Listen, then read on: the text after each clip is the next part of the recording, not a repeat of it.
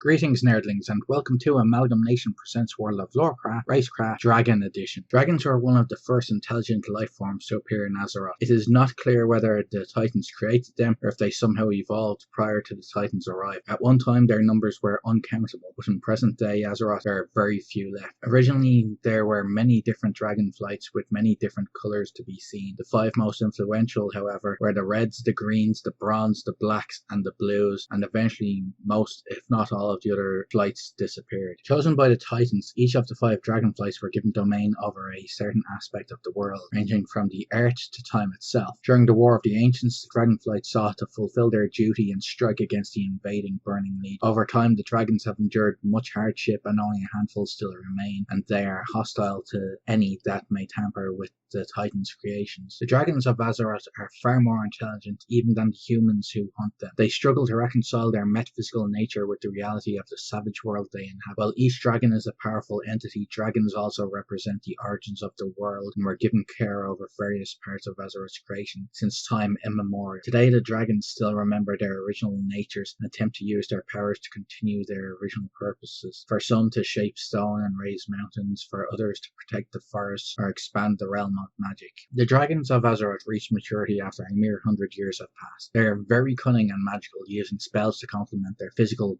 power. Because each creature has an intimate connection with the world around it, the death of a dragon is never a simple thing. It is a metaphysical event driven by the creature's natural connection to the spirit of the world. A dragon's death can cause massive upheaval in the natural surroundings. Earthquakes, surface lava explosions, a new lake flooding forth from a sudden crack in the earth's crust, and so on. Even young dragons, those who have not established as close a bond with the spiritual world, still make ripples in the fabric of reality when they die. Although these ripples are not always seen or felt by other races, a young dragon's death nonetheless garners the attention of other dragons in the area, and creatures particularly attuned to the natural state of being that surrounds them. When proto-dragons were rediscovered as the mounts of the Verkul, it could easily be seen that they bore a striking resemblance to many kinds of carnivorous dinosaurs. This may be a coincidence, or it could link dinosaurs to dragons in evolution. Dragon Age Group. Dragon is both a name for the race as a whole and a short title for the mature age dragon, aka mature dragon. Dragons go through the following stages in their lives: whelp or whelpling, drake, dragon aka the mature dragon, and worm. Mature dragons include the black dragon, the blue dragon, the bronze dragon, the green dragon, the red dragon, the infinite dragon, the nether dragon, the proto dragon,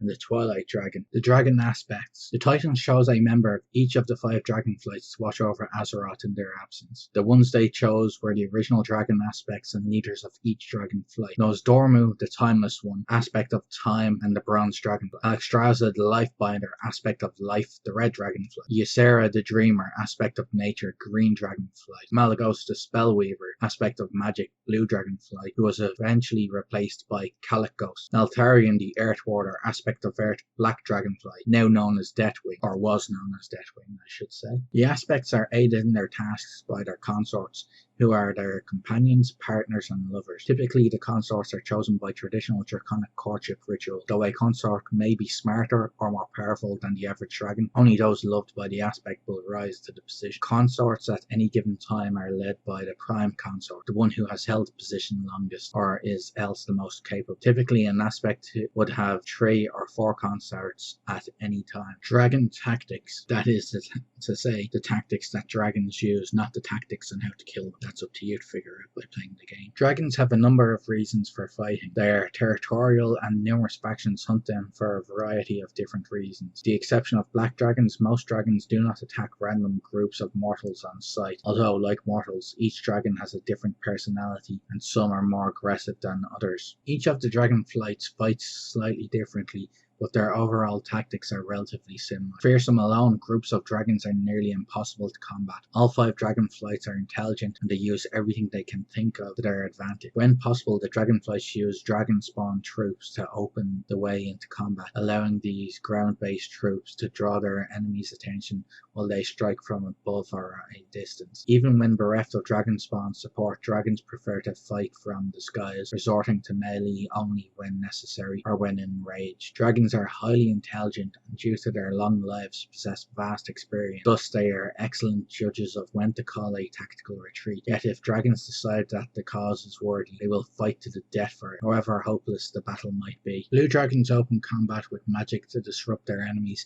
such as creating illusions or walls of force. Red and black dragons focus on offensive magic and breath attacks, using spells like chain lightning and blazing column to eliminate waves of weaker enemies. Green and bronze dragons use spells to allow them to maneuver around their opponents or directly incapacitate their enemies. Greater invisibility and charm monster are popular. When facing a large group of enemies, dragons attempt to affect as large a group as they can with an individual spell or attack. In the battles against the Karaji 1,000 years ago, dragons focused their efforts on taking down wave after wave of lesser Karaji with their breath weapon. The mortals had the responsibility of dealing with enemy commanders. This does not mean that if the opportunity presents itself, the dragon won't take a bite out of an enemy commander. However, they are more likely to wreak as much havoc as they can than spend their time hunting a specific opponent. When fighting against a single target, dragons use spells to complement each other. One dragon might serve as a healer or cast enhancement spells like Brilliance Aura, while another decreases their target's defenses with Bestow Curse and Detrimental Magic, while the third attacks direct. In this respect, dragons work together in ways similar to mortal adventuring parties, but due to their inherent abilities, they can switch roles and last longer in an extended battle. Thank you for watching, and as always remember, play to game and game to play.